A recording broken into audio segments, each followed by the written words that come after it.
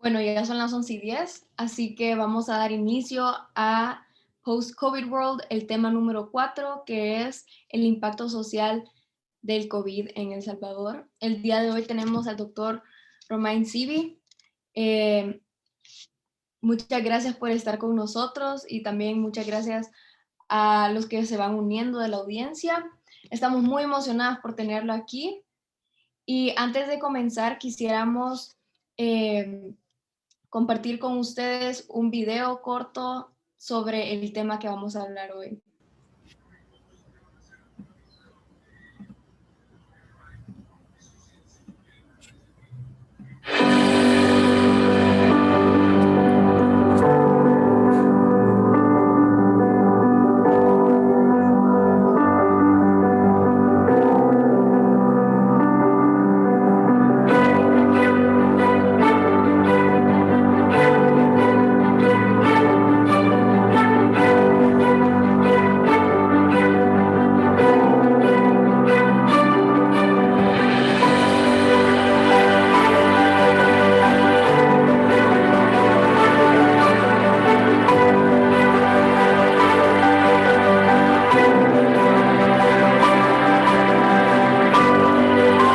Post-COVID World. Únete para que no te quedes atrás.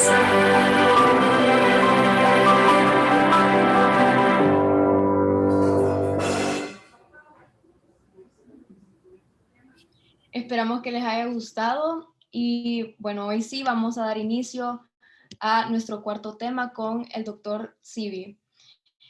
Muchas gracias por unirse con nosotros hoy, doctor Sivi. Usted es una persona de una trayectoria impresionante, así que si nos pudiera contar un poquito de quién es usted y cómo llegó usted a la CEPAL y cuál es su principal función. Gracias, Alexia. Buenas tardes, Alexia Flores, y sobre todo a la audiencia. Es un gusto estar con ustedes, así que en primer lugar agradecerles la invitación y también felicitarles por la iniciativa de hoy, ¿no? Me parece muy útil que impulsen una reflexión sobre lo que va a ser el mundo post-COVID. Todavía estamos sufriendo los efectos de la pandemia, pero me parece excelente que pensemos y que ustedes, jóvenes, piensen, bueno, cómo podemos incidir en el mundo que viene. Entonces les cuento rápidamente quién soy, qué es la CEPAL, y espero hoy poder compartir con ustedes algunas de las ideas que justamente nos permitan pensar juntos en el mundo post-COVID. La CEPAL, si no lo conocen, significa Comisión Económica para América Latina y el Caribe, y es una entidad regional del Sistema de Naciones Unidas que cubre todos los países de América Latina y el Caribe. Tiene 45 Estados miembros y tiene básicamente tres funciones que son las siguientes. Primero, somos un centro de pensamiento que analiza todos los grandes temas del desarrollo sostenible en la región. Es decir, que brindamos a toda la región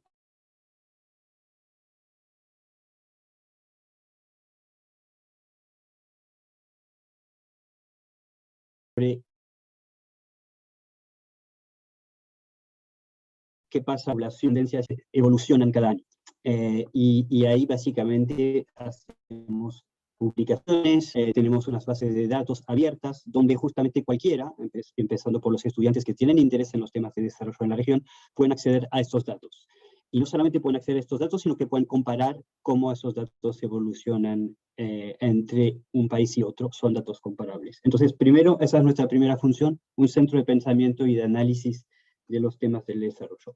El segundo, como Naciones Unidas, invitamos a los actores de gobierno, de la sociedad civil, puede ser ONGs, puede ser representantes de la juventud, pero también al sector privado, a dialogar sobre las grandes problemáticas del desarrollo sostenible en la región y cómo enfrentarlas en forma conjunta, ¿no? Eso es un poco la lógica, funcionar como un centro neutro que invita a esos diferentes actores a dialogar sobre cuáles son los desafíos de los problemas del desarrollo y cómo justamente formular respuestas conjuntas.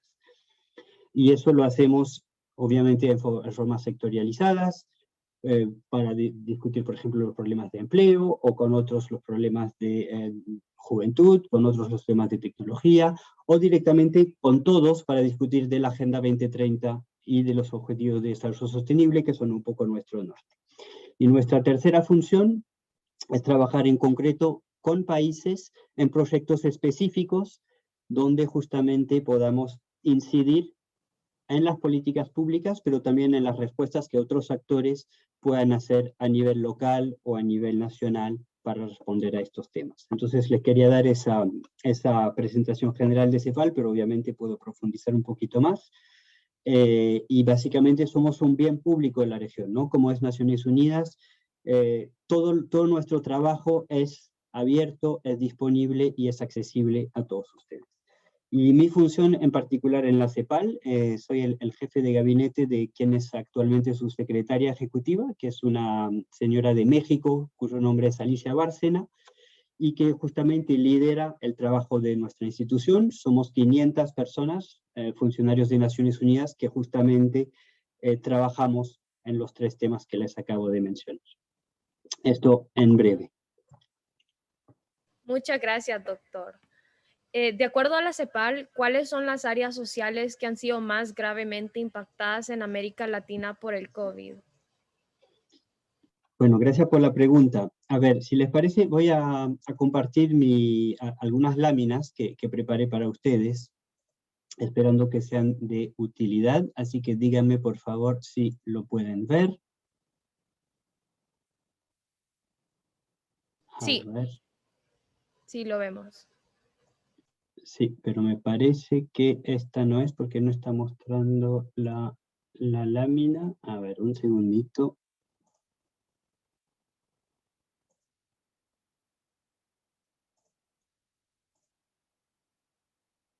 No, eso es un proyecto que les quiero comentar, pero que no es el que quiero mostrar ahora. Veamos si ahora me muestra esto. Permiso. ¿Ahora sí lo ven? Sí. ¿Ven las láminas? O... Vemos Observatorio COVID en América Latina. Perfecto, estamos bien. Entonces eso es lo que les quería mostrar. Muy bien, justamente una ilustración de lo que les quería comentar, y para que lo vean. Eso es un ejemplo del tipo de análisis que hacemos. Les decía, tenemos publicaciones. Entonces ahí ven estudio económico, balance preliminar de las economías, perspectivas del comercio, panorama social. Esos son informes que publicamos cada año donde monitoreamos las tendencias del desarrollo. Ahora les quería presentar el observatorio COVID que hicimos y que les invito a visitar, donde justamente cuando inició la pandemia, un poquito como ustedes, dijimos, bueno, ¿qué podemos hacer frente a esto? Primero es analizar el impacto de la pandemia a nivel regional, a nivel de cada país, y proporcionarlo para que el público pueda acceder a esta información. Entonces hemos creado el Observatorio COVID, que es un sitio web que les puede, en el cual se pueden, que pueden navegar, donde justamente tienen información sobre el impacto de la pandemia en la región y en sus países. Entonces, simplemente les quería señalar eso, porque obviamente les voy a dar algunas respuestas, pero pueden ir a mirar los impactos en la región o directamente los impactos en El Salvador, ¿no? Entonces, ahí van a ver, tienen un mapa donde pueden ver cuáles son los impactos del COVID, primero en términos de casos afectados, de muertes, cosas que es información que conocen, pero lo pueden ver también en otros países de la región, y cuáles han sido las respuestas de sus gobiernos frente a la pandemia, en términos obviamente de confinamiento, en términos de apoyo al ingreso, en términos de escuelas, etc. Entonces, les quería comentar eso.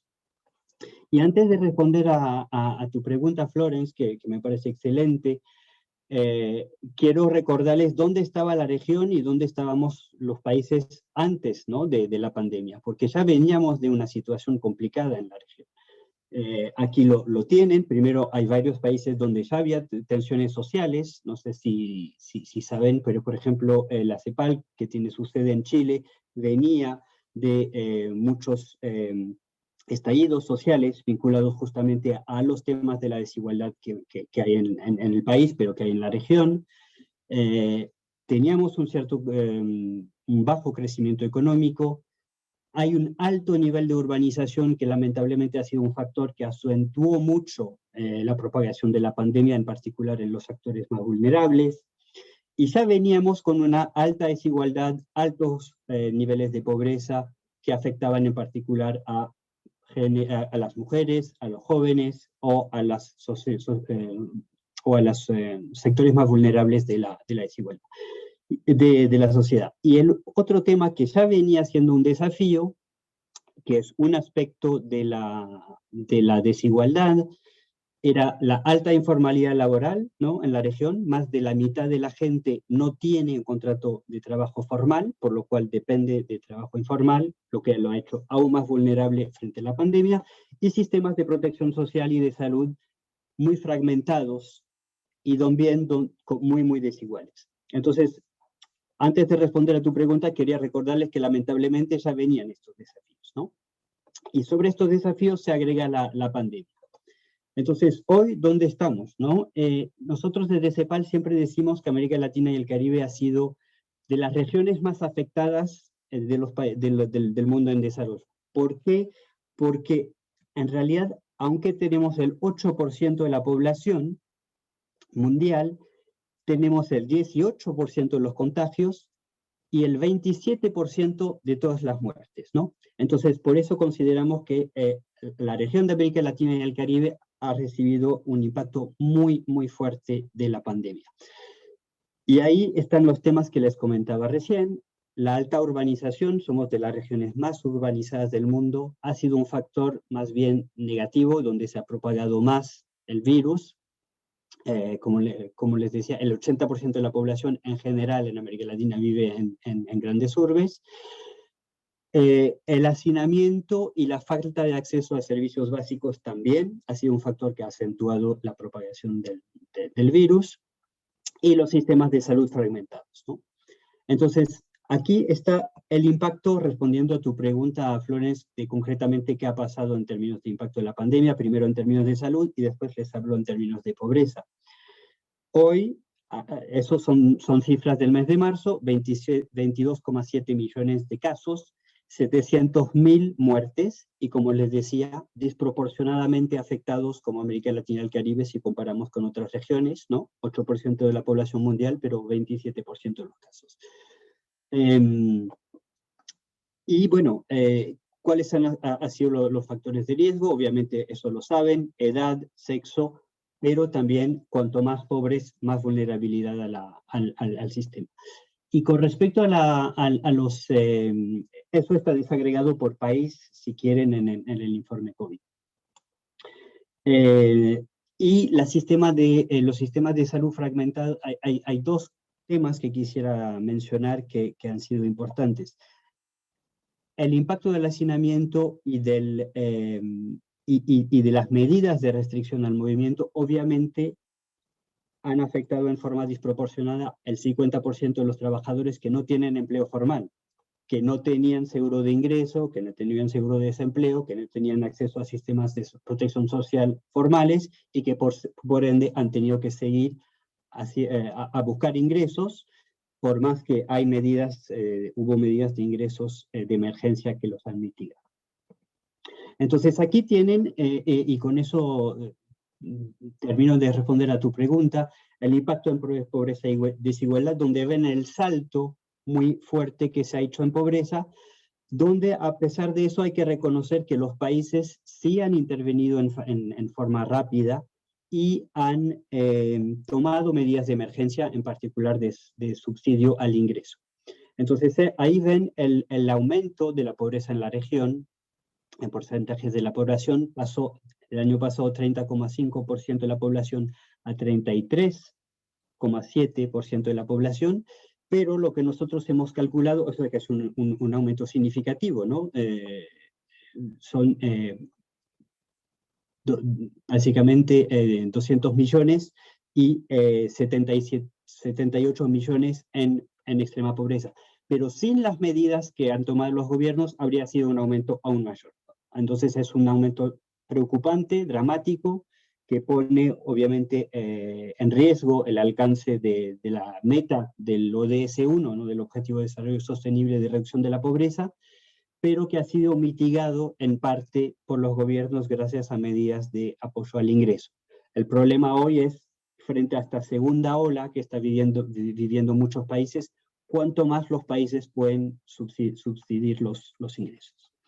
Y para terminar de responder, además del aumento de la pobreza y la extrema pobreza, sabemos que ha impactado en medida muy fuerte el mercado laboral y en más aún mujeres y jóvenes, ¿no? Que justamente ahí es donde a veces se necesitan medidas focalizadas a estos grupos en particular. Entonces, lo dejo ahí para no tomar mucho tiempo, pero es el primer elemento de respuesta sobre el impacto social, que obviamente ha sido muy significativo. Muchas gracias, doctor. ¿Cuáles son las principales estrategias que está proponiendo la CEPAL para asegurarse del desarrollo económico y social de Latinoamérica que sea más incluyente y sostenible y nuestros países no se estanquen? Muy bien. Bueno, ahí simplemente tienen en resumen lo que les decía antes, se lo mandaré y ojalá lo puedan compartir. Y perdón, y hay una cosa que quería mencionarles que creo que es importante y vamos a abordar después, es cómo esto ha afectado a los estudiantes y de los que nos escuchan hoy, obviamente les interesa particularmente. Así que perdón que regreso un poquito a tu pregunta anterior. 167 millones de estudiantes afectados por el cierre de centros educativos. Sabemos que algunos abren hoy, otros abren y cierran. Y quería mencionar que eso es muy importante en el impacto social de la pandemia, ¿no? Les comenté el impacto en pobreza, en extrema pobreza, en salud y en protección social. Ahora, en educación, obviamente el impacto ha sido muy grande. Y acá yo simplemente les quería destacar que ha aumentado la desigualdad en cuanto a acceso a educación según la calidad de acceso y según la capacidad de acceso a Internet y la tecnología digital, ¿no? Entonces lo abordaremos después. Creo que ahí hay algo muy importante que ustedes, los mismos jóvenes, pueden hacer, pero básicamente todos aquellos jóvenes que no tienen acceso a tecnología digital o a Internet, obviamente se han visto aún más rezagados en acceso a educación. Y eso es un impacto social muy importante. Y ahí les quería simplemente mencionar eso, ¿no? Que 45% de los niños entre 5 y 12 años viven en hogares no conectados. Entonces se pueden imaginar el rezago en términos educativos que esto implica en comparación con aquellos niños que sí tienen acceso a Internet y que ya, por suerte, han podido mantener clases en línea y un nivel de educación. Entonces, ahí, obviamente, eso es el primer elemento que les quería comentar en, bueno, ¿qué podemos hacer para tener un camino más sostenible? Es reducir esa brecha en acceso a tecnología digital, ¿no? Cuando me preguntabas por el impacto social, te respondía que los gobiernos, afortunadamente, han podido tomar medidas de emergencia. Yo creo que la principal medida de emergencia ha sido de subvencionar el ingreso y sobre todo para los países más pobres, para los sectores más pobres, tener un ingreso de emergencia, ¿no? Ahora, mirando un poquito hacia el más largo plazo, respondiendo a tu pregunta, es primero acceso a tecnología digital, cómo evitamos que se profundice esta brecha en acceso a tecnología digital, en particular para la juventud, para que una parte de nuestra sociedad no se vea aún más rezagada. Algunos han ya perdido un año de su educación. Bueno, ¿cómo evitamos que pierdan más, ¿no? Sobre todo porque vemos que hay algunos países que están lamentablemente retrocediendo en el acceso, en la apertura de escuelas, pero por una medida de prevención de salud. Después, y ahí volveré a la Agenda 2030 después, pero ahí les quería comentar, si miramos un poquito hacia el mediano plazo, ¿no? Yo creo que hoy, y por eso es muy útil el diálogo que están organizando, tenemos que tener dos miradas. La mirada hacia la emergencia, que es lo que acabamos de ver, y una mirada un poquito a, bueno, ¿dónde tenemos que invertir en el futuro? ¿Dónde tenemos que concentrar nuestros esfuerzos para apostar a aquellos sectores de la economía donde justamente va a haber mayores chances de sostenibilidad de empleo y de justamente reducir estas brechas que mencionaba al inicio. Entonces aquí le indico algunos de los sectores que la CEPAL ha identificado y que creemos que ameritan ser potenciados en los países. Bueno, primero, la transición energética hacia fuentes renovables. Eso todavía sigue siendo una tarea, pero es algo que es una oportunidad grande, ¿no?, de potenciar las eólicas, la solar y fuentes básicamente menos contaminantes, ¿no? Lo segundo es la movilidad sostenible y los espacios urbanos sostenibles. Como les decía, en el caso de la pandemia, la elevada urbanización de la región nos ha jugado en contra, porque justamente ha habido más concentración del virus en los sectores más vulnerables, o incluso para aquella gente que ha tenido que salir a trabajar, la ha expuesto más al virus. Entonces ahí creemos que en términos de diseño de ciudades más sostenibles, con transporte más sostenible, con descentralización justamente de los accesos a ciertos servicios básicos como agua, salud, saneamiento. Después el tema digital, que es el que les mencionaba recién, ¿no? Reducir esa brecha de acceso entre los que tienen acceso a tecnologías digitales y los que no. El tema de la salud, nuevamente, lo mismo, hay países donde las atenciones y las prestaciones de salud todavía no son universales, es decir, que cualquiera que tiene síntomas o que directamente tiene hoy está afectado por el COVID, no está necesariamente atendido, o sea que no hay una cobertura universal, y ahí tenemos que apuntar a esto. Y después algunos otros sectores que responden a los que fueron más afectados. Hay países, por ejemplo, en particular los países del Caribe, que se apoyaban mucho en el sector turismo, que ha sido muy afectado por la pandemia, y donde básicamente tienen que replantearse, bueno, cómo tener de nuevo acceso al turismo sostenible, y entonces ahí implica repensar este sector. Entonces, esos son algunos sectores de los que tenemos que pensar hacia el mediano plazo. Hacia el corto plazo, bueno, todavía tenemos el desafío de la vacunación, ¿no? Y ahí vemos que entre los países de la región, algunos que sí están avanzando muy rápido, hay otros que todavía no tienen acceso a las vacunas, y ahí el desafío a nivel regional es, bueno, cómo justamente tenemos mayor solidaridad en el acceso a vacunas. Ahí básicamente sabemos que la mayor cantidad de los países no van a tener inmunidad, ¿no?, en este año. Entonces, ¿qué proponemos? Primero, que sabemos que hay países en el mundo, incluso en la región, Canadá, Estados Unidos, que van a tener un exceso de vacunas, que están avanzando a un ritmo muy rápido, y qué bueno, pero a la vez sabemos que es un problema que no lo puede resolver un país solo, ¿no? Entonces, no estamos salvos mientras todos estemos salvados. Entonces, ahí algo que ya se podría empezar a pensar, y creo que ahí Centroamérica, dado su cercanía con Estados Unidos, podría ser, por ejemplo, el beneficiario del exceso de las vacunas de Estados Unidos y Canadá. Eso es algo que podríamos pensar, pero realmente con una lógica de solidaridad regional e interregional. Entonces, algunos elementos hacia adelante. Muchas gracias, doctor Sibi. También quisiéramos saber que en los países desarrollados, los jóvenes y también los adultos han tomado medidas integrales para tener vidas más saludables, mejorando su alimentación, haciendo ejercicio, manejando el estrés emocional, etc. ¿Qué recomendaciones nos puede dar a los jóvenes para ser una generación saludable?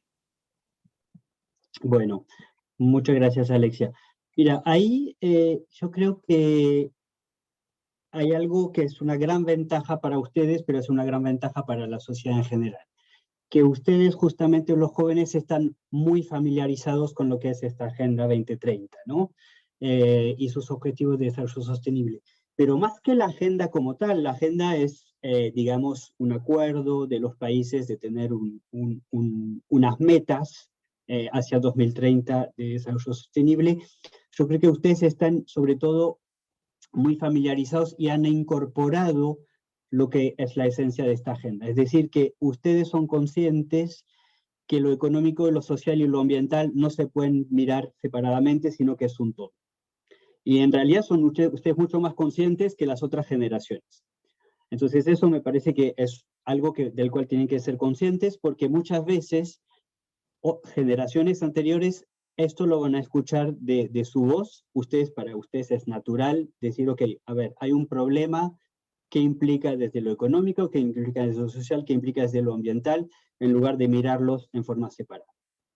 Y entonces, uno. Segundo, creo que ustedes también son muy conscientes de que esto es un problema intergeneracional. Hoy estamos hablando todos del tema del COVID, obviamente, y de la pandemia, lógicamente, y de sus impactos sociales, que era su pregunta anterior. Pero hay otra pandemia en la sombra, que es la del cambio climático, de la cual ustedes son también muy, muy conscientes.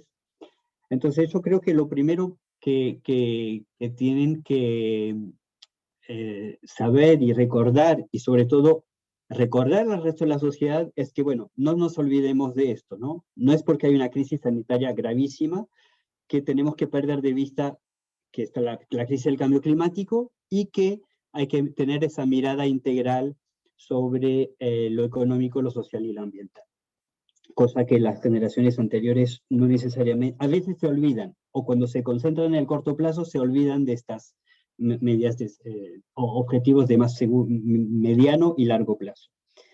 Eso es uno. Segundo, creo que entonces ahí les insto a que no se cansen, ¿no?, de recordar eso, ¿no?, la importancia de esta mirada sobre la sostenibilidad en cualquier tema.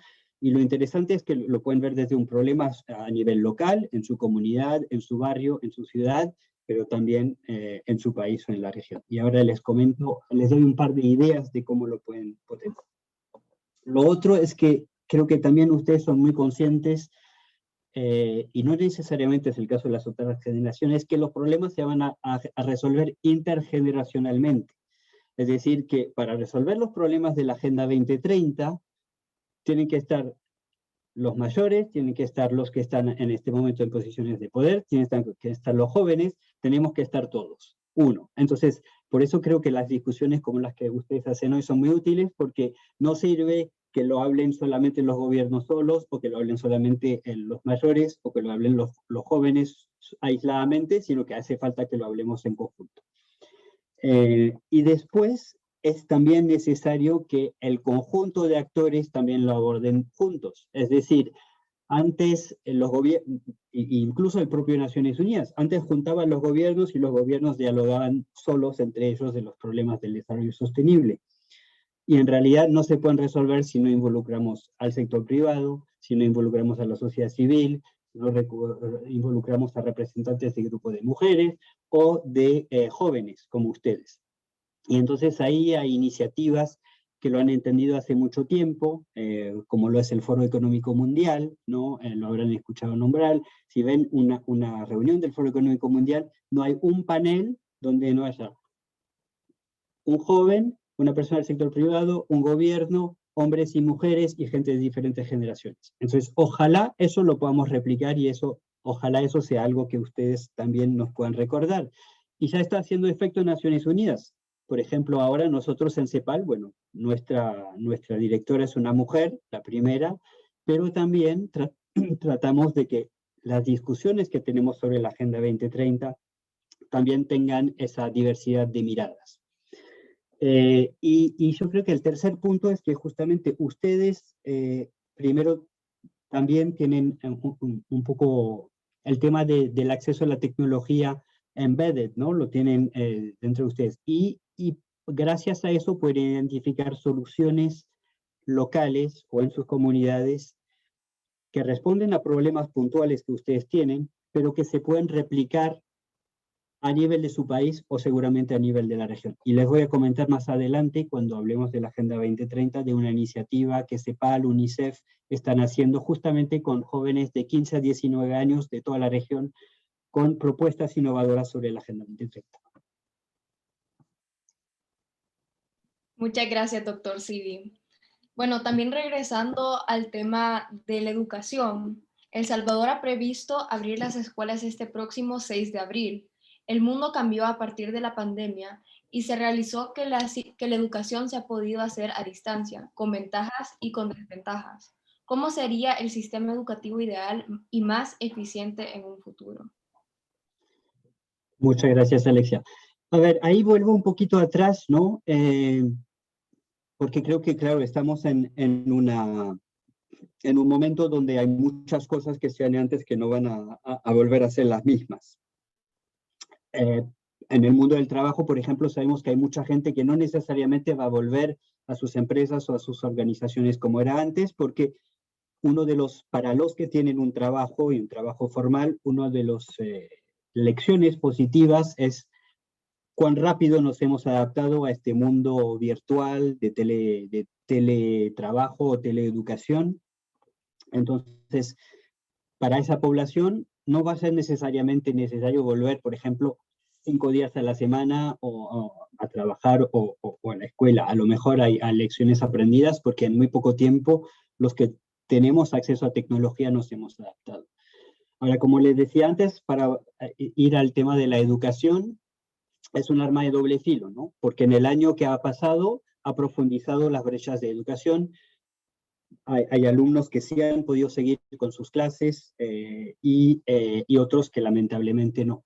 Entonces ahí la propuesta de la CEPAL justamente es generar para los 42 millones de hogares y los 46% de los niños que no tienen acceso a una conexión a Internet, lo que llamamos una canasta básica digital. Y algunos países lo están estudiando, que significaría, ojalá, justamente, gracias a alianzas público-privadas con empresas del mundo digital, permitir un mayor acceso a conexiones a Internet y ojalá una herramienta, un device, ¿no?, de conexión que le permita seguir sus clases en línea. A ver, yo creo que ahí oportunidades, ustedes y seguramente de la gente que nos está escuchando, hay muchas, y a lo mejor hay justamente oportunidades para que ustedes mismos identifiquen cómo cerrar esa brecha de acceso, ¿no?, a algunos sectores que no tienen acceso a tecnologías. Yo creo que el principal desafío hoy es masificar este acceso a las tecnologías digitales para que las clases en línea puedan expandirse.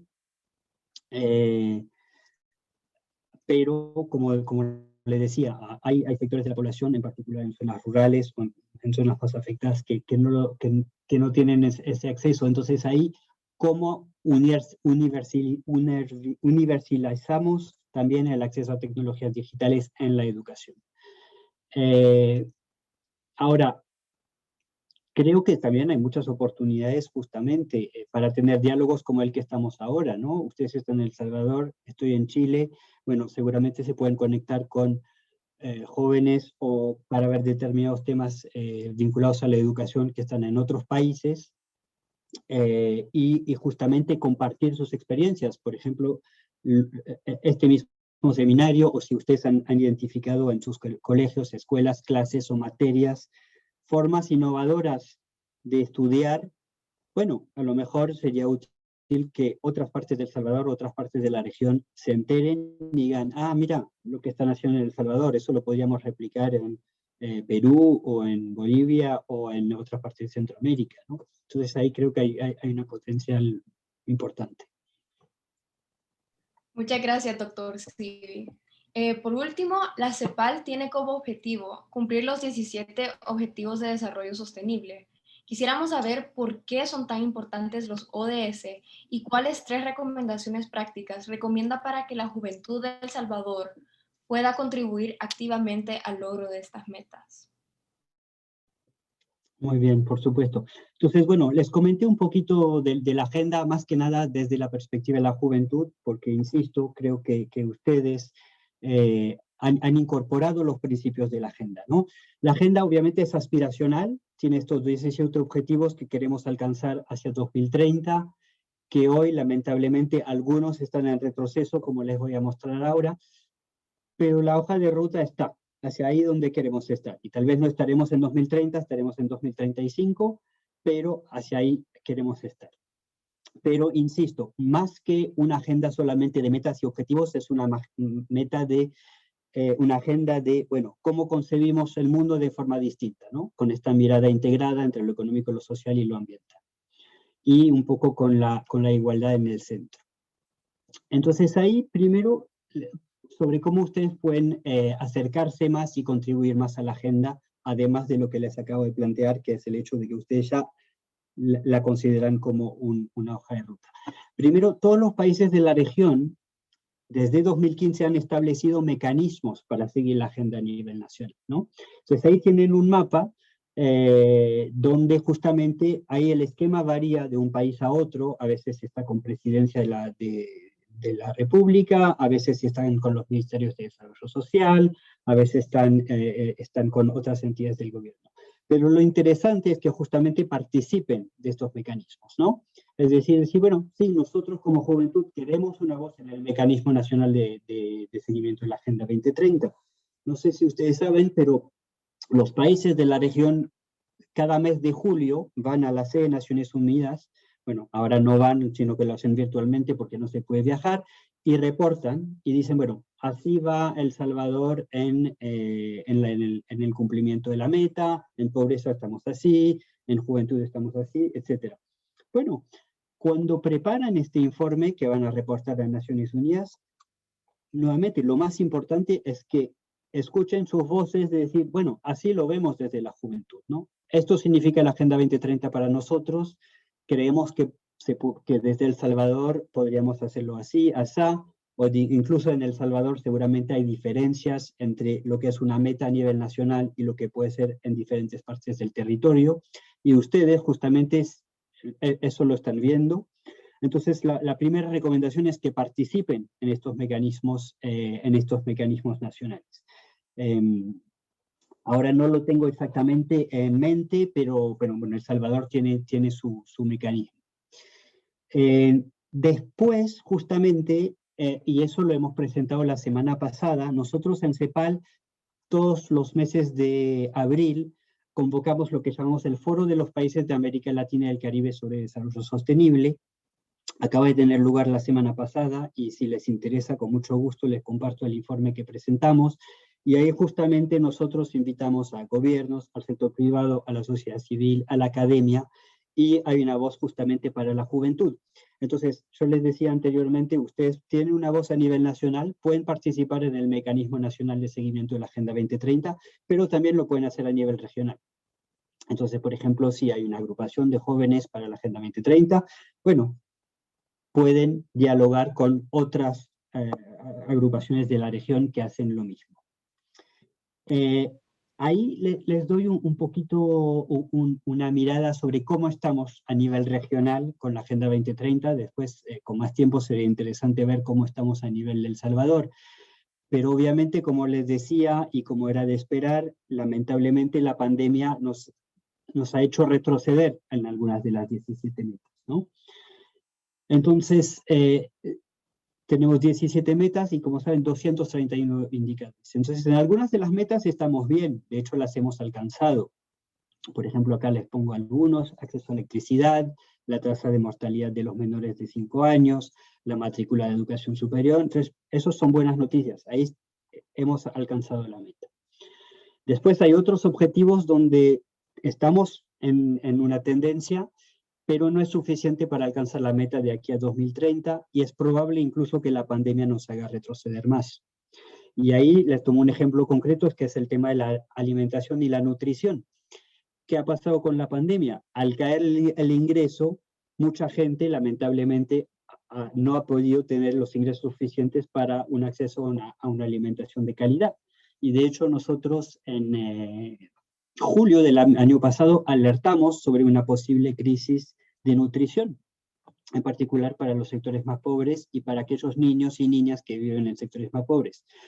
Entonces ahí el indicador nos dice: cuidado, en el tema de nutrición es posible que no alcancemos la meta e incluso que retrocedemos. Entonces ahí un poco la pregunta para nosotros y para ustedes los jóvenes es, ok, bueno, ¿qué puedo hacer en mi comunidad para tal vez compensar esa falta de acceso a alimentos que nos hace retroceder, pero que además plantea un problema urgente, que es un riesgo de una crisis de nutrición?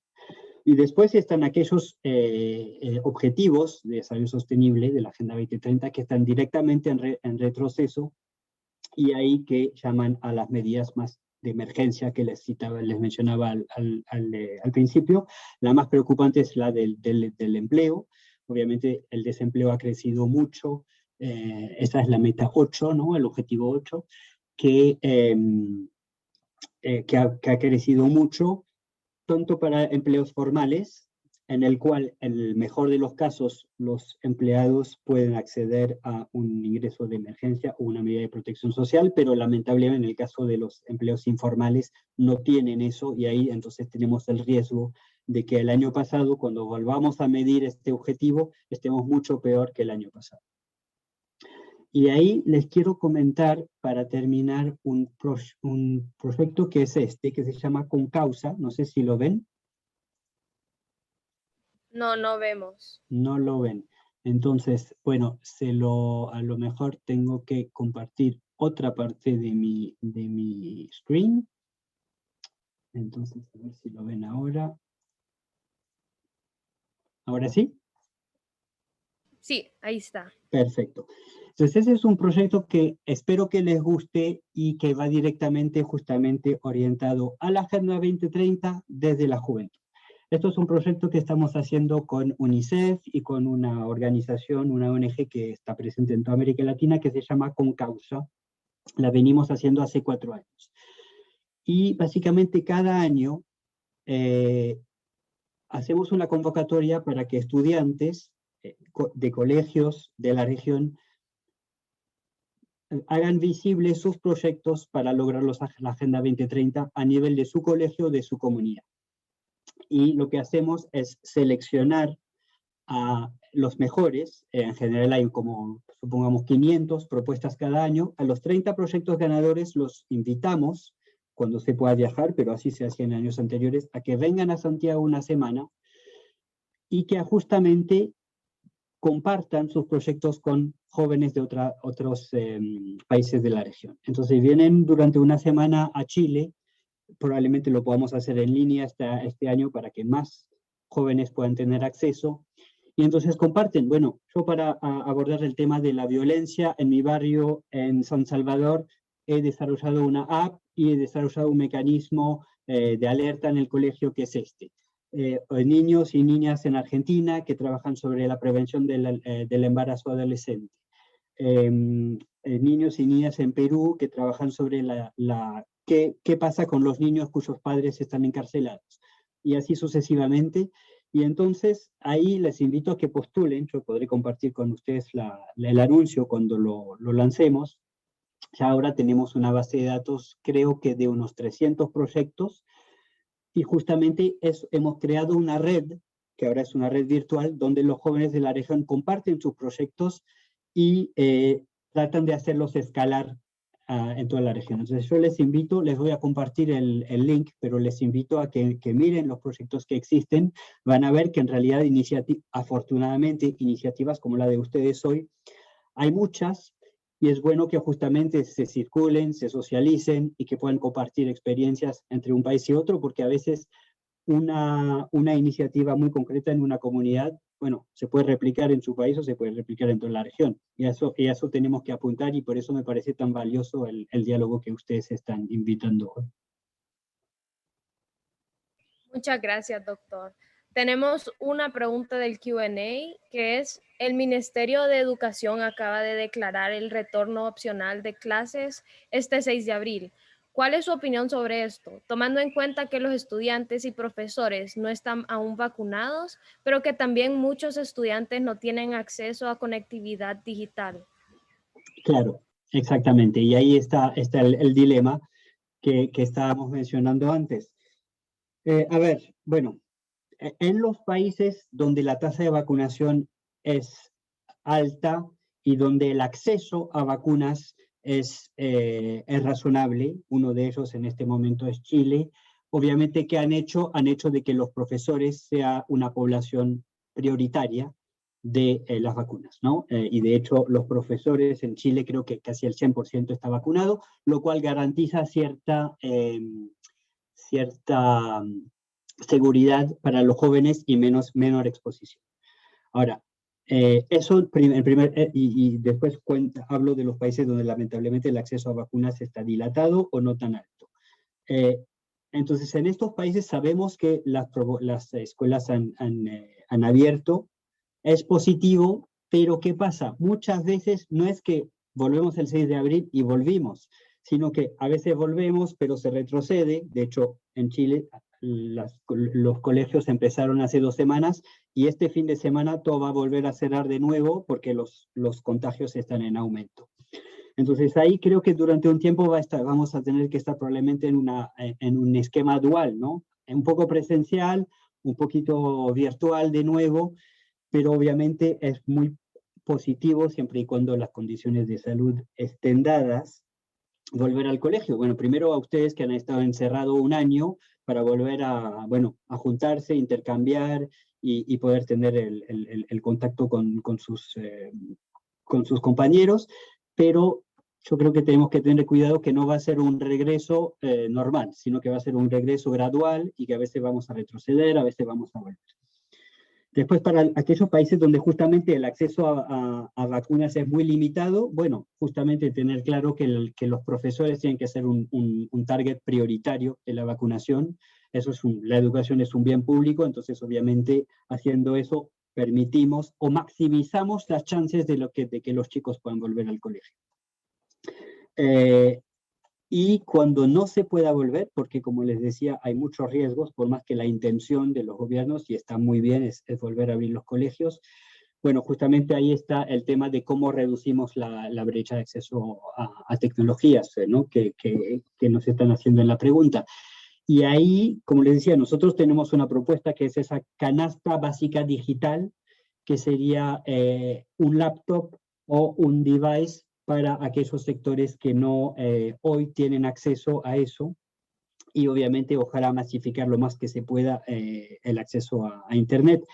¿Y eso qué requiere? Requiere de la movilización de actores de gobierno y del sector privado y que digan, bueno, esto es una prioridad y lo tenemos que convertir en un bien universal básico de emergencia. Porque lamentablemente hay países donde sabemos que la emergencia sanitaria y el acceso a vacunas hasta el 2022 va a durar, ¿no? Por ejemplo, un país vecino al nuestro que es Bolivia, donde ni siquiera hay acceso a vacunas para el 10% de la población, ¿no? Entonces, ahí sí la urgencia es reducir la brecha digital. En los países donde hay acceso a vacunas, sí poner a los profesores como meta prioritaria de la vacunación, y tener ese grado de flexibilidad con ustedes, que no va a ser de un día para el otro vamos a volver todos los días, sino que va a ser progresivo y a veces con retrocesos. Lamentablemente esto es. Ahora, nuevamente les decía, muchas ideas pueden venir de ustedes, entonces no duden también en decirles a sus profesores, ¿no? ¿Y por qué no hacemos esto? ¿Y por qué no hacemos lo otro? Porque también eso es valioso. Al final ustedes son los beneficiarios de la educación, pero son los que lo viven. Entonces, por eso es tan importante que ustedes también les transmitan sus propuestas. Bueno, muchísimas gracias, doctor Civi. Ha sido un gran honor y un gran privilegio estar hablando con usted hoy. Muchas gracias por su presentación. Ha sido súper interesante. Estoy segura que todos los que nos están viendo hoy van a agarrar sus consejos y van a actuar de forma positiva. También quisiera agradecer a las personas de la audiencia por acompañarnos el día de hoy y también recordarles que nuestro próximo webinar será hasta el 8 de abril, el jueves después de Semana Santa. Así que la próxima semana no tendremos